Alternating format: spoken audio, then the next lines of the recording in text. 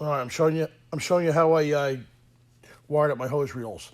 I wired them both together. This wire here goes through, nice and neat, through here and under here. I'll show you.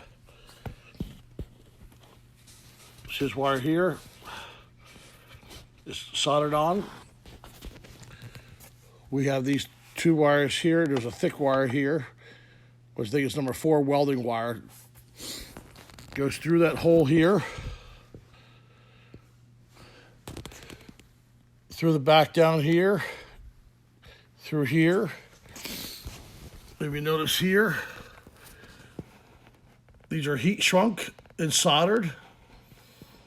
And then it comes down here through the floor. And I put this 3/8 hose here to protect it like a grommet. Now let's look at here. This here goes to the one hose reel.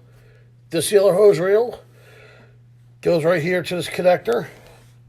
Buy these off Amazon. They're great in order to connect things together. And then notice it's all heat shrunk and soldered.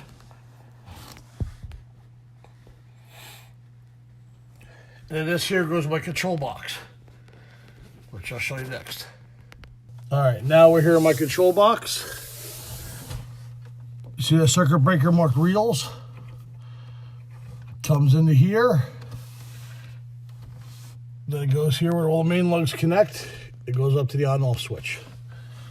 So we got the reels going right into the 30 amp circuit breaker. That's how we have the reels wired up.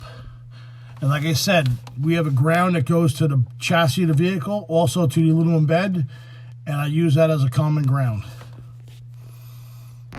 So there's only one wire coming off the hose reels.